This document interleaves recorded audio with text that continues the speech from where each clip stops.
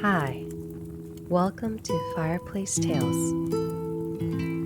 Hi everyone, it's Satomi and Soul. オズの魔法使い第1章2章は楽しんでいただけましたでしょうか。これから読む第3章第4章では、ドロシーはエメラルドの都へ向かって黄色いレンガの道を進み始めます。そこで道中、トウモロコシ畑でかかしと出会います。かかしは脳みそが欲しいと願っており、それが彼をより人間らしくしてくれると信じていました。ドロシーは彼を哀れに思い、オズの魔法使いのもとへ連れて行き、その願いを叶えてもらえるかどうか確かめることを決めます。ドロシー、かかしとトトの3人の旅はどのように展開していくのでしょうか。一緒に読んでいきましょう。それでは Let's get cozy and may the story begin.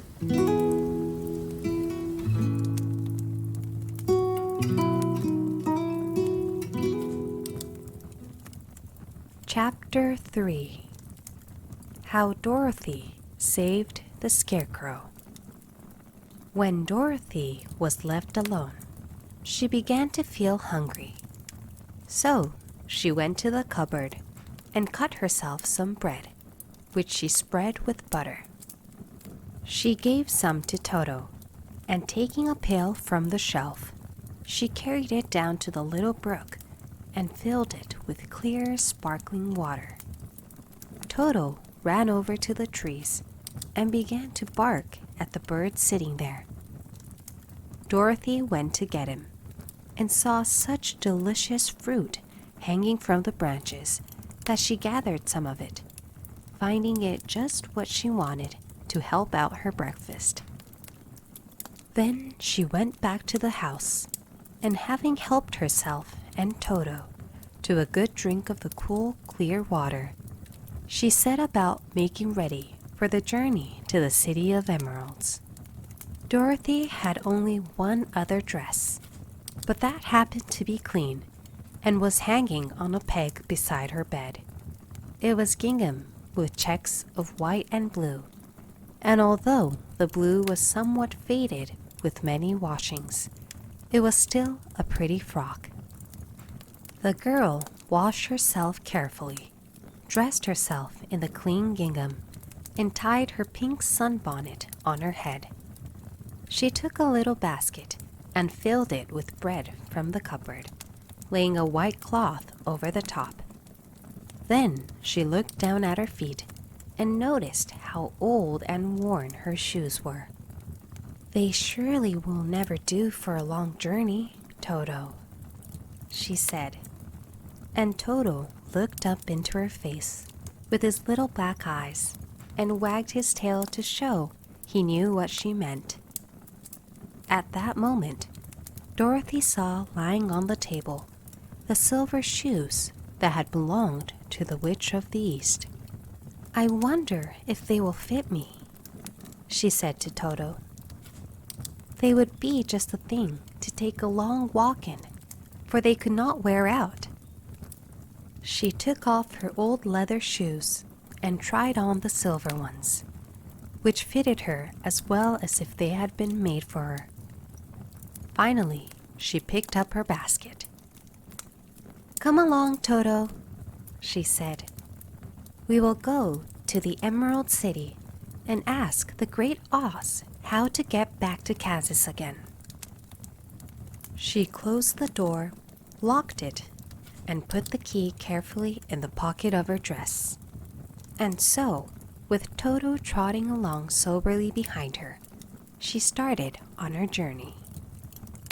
There were several roads nearby, but it did not take her long to find the one paved with yellow brick. Within a short time, she was walking briskly toward the Emerald City, her silver shoes tinkling merrily on the hard, yellow roadbed. The sun shone bright, and the birds sang sweet, and Dorothy did not feel nearly as bad as you might think a little girl would, who had been suddenly whisked away from her own country and sit down in the midst of a strange land She was surprised as she walked along to see how pretty the country was about her. There were neat fences at the sides of the road, painted a dainty blue color, and beyond them were fields of grain and vegetables in abundance. Evidently, the Munchkins were good farmers and able to raise large crops. Once in a while, she would pass a house, and the people came out to look at her and bow low as she went by, for everyone knew she had been the means of destroying the wicked witch and setting them free from bondage. The houses of the Munchkins were odd-looking dwellings, for each was round, with a big dome for a roof. All were painted blue, for in this country of the East, blue was the favorite color. Towards evening, when Dorothy was tired with their long walk and began to wonder where she should pass the night, she came to a house rather larger than the rest. On the green lawn before it, many men and women were dancing. 5 little fiddlers played as loudly as possible, and the people were laughing and singing, while a big table nearby was loaded with delicious fruits and nuts, pies and cakes, and many other good things to eat. The people greeted Dorothy kindly and invited her to supper and to pass the night with them, for this was the home of one of the richest Munchkins in the land, and his friends were gathered with him to celebrate their freedom from the bondage of the wicked witch.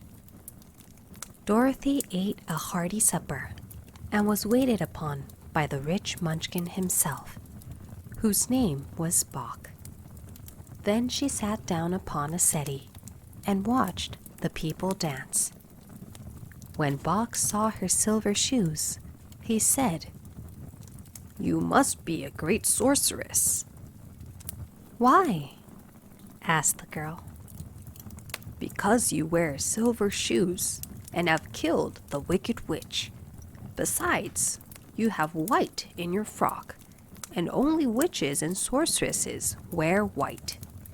"My dress is blue and white checked," said Dorothy, smoothing out the wrinkles in it. "It is kind of you to wear that," said Bach. "Blue is the color of the Munchkins, and white is the witch color, so we know you are a friendly witch." Dorothy did not know what to say to this, for all the people seemed to think her a witch, and she knew very well she was only an ordinary little girl who had come by the chance of a cyclone into a strange land. When she had tired watching the dancing, Bach led her into the house, where he gave her a room with a pretty bed in it. The sheets were made of blue cloth, and Dorothy slept soundly in them till morning, with Toto curled up on the blue rug beside her. She ate a hearty breakfast and watched a wee Munchkin baby who played with Toto and pulled his tail and crowed and laughed in a way that greatly amused Dorothy. Toto was a fine curiosity to all the people, for they had never seen a dog before. "How far is it to the Emerald City?" the girl asked. "I do not know," answered Bach gravely, "for I have never been there. It is better for people to keep away from Oz, unless they have business with him. But it is a long way to the Emerald City, and it will take you many days. The country here is rich and pleasant, but you must pass through rough and dangerous places before you reach the end of your journey." This worried Dorothy a little, but she knew that only the great Oz could help her get to Kansas again, so she bravely resolved not to turn back. She bade her friends goodbye and again started along the road of yellow brick. When she had gone several miles, she thought she would stop to rest, and so climbed to the top of the fence beside the road and sat down. There was a great cornfield beyond the fence, and not far away she saw a scarecrow placed high on a pole to keep the birds from the ripe corn. Dorothy leaned her chin upon her hand and gazed thoughtfully at the scarecrow. Its head was a small sack stuffed with straw, with eyes, nose, and mouth painted on it to represent a face. An old pointed blue hat that had belonged to some munchkin was perched on this head, and the rest of the figure was a blue suit of clothes, worn and faded, which had also been stuffed with straw. On the feet were some old boots with blue tops, such as every man wore in this country, and the figure was raised above the stalks of corn by means of the pole stuck up its back. While Dorothy was looking earnestly into the queer painted face of the scarecrow, she was surprised to see one of the eyes slowly wink at her. She thought she must have been mistaken at first, for none of the scarecrows in Kansas ever wink. But presently, the figure nodded its head to her in a friendly way. Then she climbed down from the fence and walked up to it, while Toto ran around the pole and barked. "Good day," said the scarecrow in a rather husky voice. "Did you speak?" asked the girl in wonder. "Certainly," answered the scarecrow. "How do you do?" "I'm pretty well, thank you," replied Dorothy politely. "How do you do?" "I'm not feeling well," said the scarecrow with a smile, "for it is very tedious being perched up here night and day to scare away crows." "Can't you get down?" asked Dorothy. "No, for this pole is stuck up my back. If you will please take away the pole, I shall be greatly obliged to you." Dorothy reached up both arms and lifted the figure off the pole, for, being stuffed with straw, it was quite light. "Thank you very much," said the scarecrow when he had been set down on the ground. "I feel like a new man." Dorothy was puzzled at this, for it sounded queer to hear a stuffed man speak, and to see him bow and walk along beside her. "Who are you?" asked the scarecrow when he had stretched himself and yawned. "And where are you going?" "My name is Dorothy," said the girl, "and I am going to the Emerald City to ask the Great Oz to send me back to Kansas." "Where is the Emerald City?" he inquired. "And who is Oz?" "Why, don't you know?" she returned in surprise. "No, indeed, I don't know anything. You see, I am stuffed, so I have no brains at all," he answered sadly. "Oh," said Dorothy, "I'm awfully sorry for you." "Do you think," he asked, "if I go to the Emerald City with you, that the Great Oz would give me some brains?" "I cannot tell," she returned, "but you may come with me if you like. If Oz will not give you any brains, you will be no worse off than you are now." "That is true," said the scarecrow. "You see," he continued confidentially, "I don't mind my legs and arms and body being stuffed, because I cannot get hurt. If anyone treads on my toes or sticks a pin into me, it doesn't matter, for I can't feel it. But I do not want people to call me a fool, and if my head stays stuffed with straw instead of with brains, as yours is, how am I ever to know anything?" I understand how you feel, said the little girl, who was truly sorry for him. If you will come with me, I'll ask Oz to do all he can for you. Thank you, he answered gratefully. They walked back to the road. Dorothy helped him over the fence, and they started along the path of yellow brick for the Emerald City. Toto did not like this addition to the party at first. He smelled around the stuffed man as if he suspected there might be a nest of rats in the straw, and he often growled in an unfriendly way at the Scarecrow.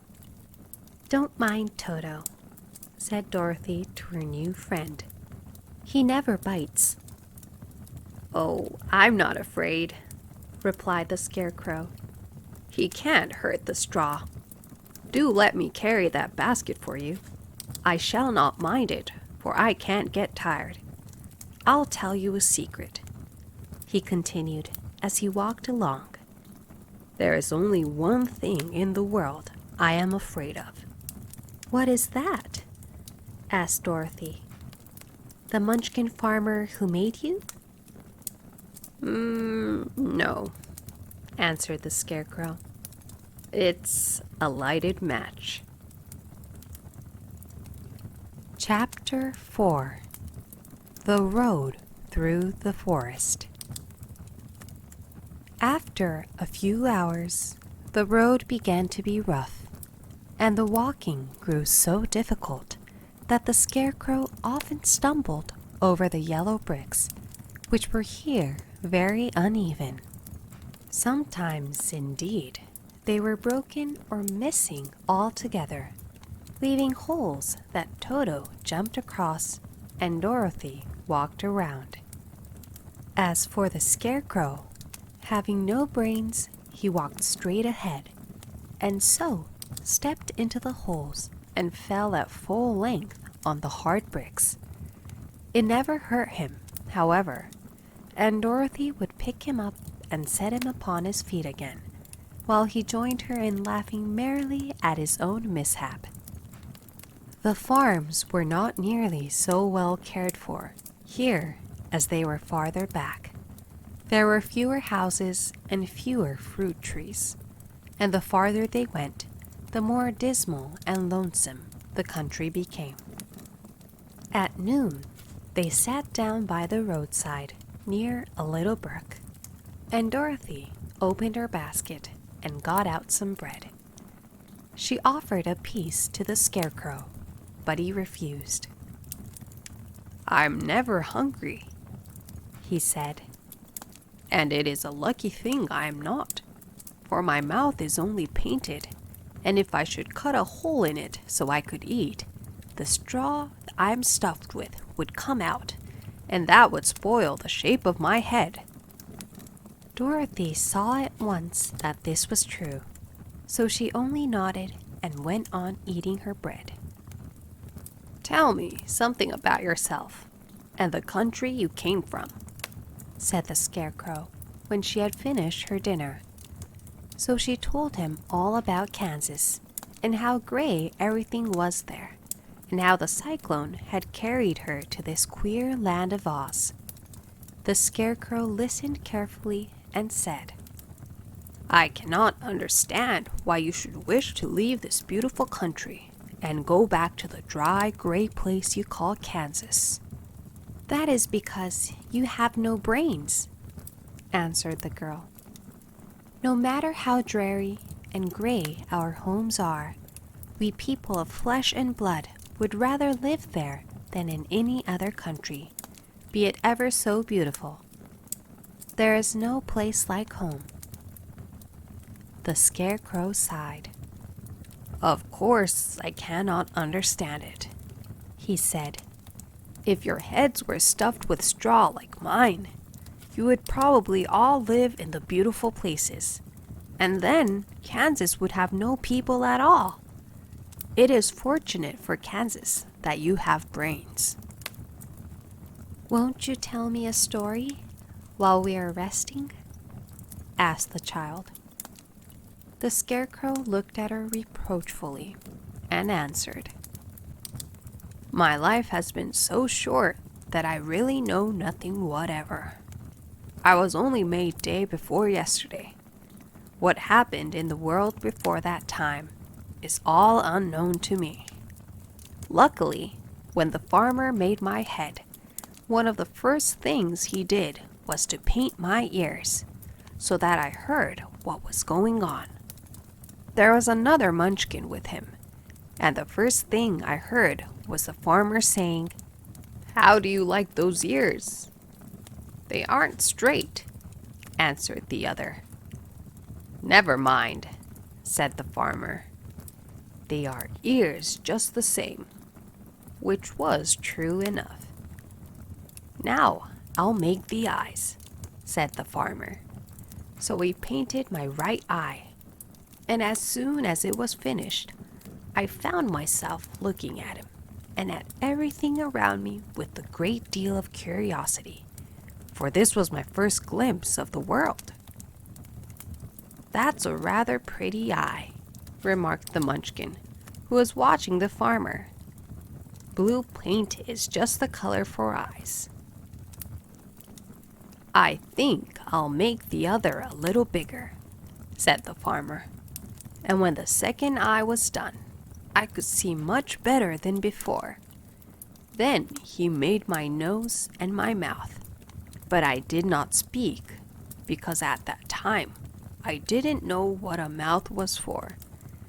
I had the fun of watching them make my body and my arms and legs, and when they fastened on my head at last, I felt very proud, for I thought I was just as good a man as anyone. 'This fellow will scare the crows fast enough,' said the farmer. 'He looks just like a man.'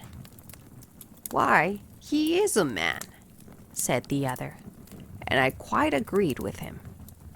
The farmer carried me under his arm to the cornfield and set me up on a tall stick, where you found me. He and his friend soon after walked away and left me alone. I did not like to be deserted this way, so I tried to walk after them, but my feet would not touch the ground, and I was forced to stay on that pole. It was a lonely life to lead, for I had nothing to think of, having been made such a little while before. Many crows and other birds flew into the cornfield, but as soon as they saw me, they flew away again, thinking I was a munchkin, and this pleased me and made me feel that I was quite an important person.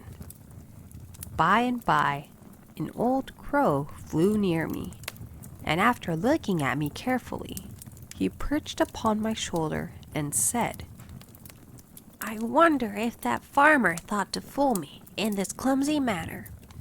Any crow of sense could see that you are only stuffed with straw." Then he hopped down at my feet and ate all the corn he wanted. The other birds, seeing he was not harmed by me, came to eat the corn too, so in a short time there was a great flock of them about me. I felt sad at this, for it showed I was not such a good scarecrow after all. But the old crow comforted me, saying, "If you only had brains in your head, you'd be as good a man as any of them, and a better man than some of them. Brains are the only things worth having in this world, no matter whether one is a crow or a man." After the crows had gone, I thought this over and decided I would try hard to get some brains. By good luck, you came along and pulled me off the stake, and from what you say, I am sure the great Oz will give me brains as soon as we get to the Emerald City. "I hope so," said Dorothy earnestly, "since you seem anxious to have them." "Oh, yes, I am anxious," returned the Scarecrow. "It is such an uncomfortable feeling to know one is a fool. Well, said the girl, let us go. And she handed the basket to the scarecrow. There were no fences at all by the roadside now, and the land was rough and untilled. Towards evening, they came to a great forest where the trees grew so big and close together that their branches met over the road of yellow brick. It was almost dark under the trees, for the branches shut out the daylight. But the travelers did not stop and went on into the forest. If this road goes in, it must come out, said the scarecrow. And as the Emerald City is at the other end of the road, we must go wherever it leads us. Anyone would know that, said Dorothy. Certainly. That is why I know it, returned the scarecrow. If it required brains to figure it out, I never should have said it. After an hour or so, the light faded away, and they found themselves stumbling along in the darkness. Dorothy could not see at all, but Toto could, for some dogs see very well in the dark, and the scarecrow declared he could see as well as by day. So she took hold of his arm and managed to get along fairly well.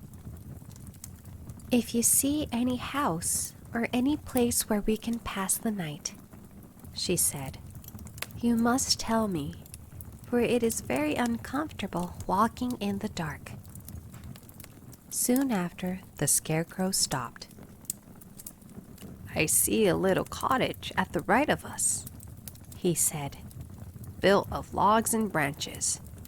Shall we go there? Yes, indeed, answered the child. I am all tired out. So the scarecrow led her through the trees until they reached the cottage, and Dorothy entered and found a bed of dried leaves in one corner. She lay down at once, and with Toto beside her, soon fell into a sound sleep. The scarecrow, who was never tired, stood up in another corner and waited patiently until morning came. Thank you for watching. いかがでしたでしょうか？動画を気に入っていただけた方は、ぜひ高評価、チャンネル登録をよろしくお願いいたします。それではまた次の動画でお会いしましょう。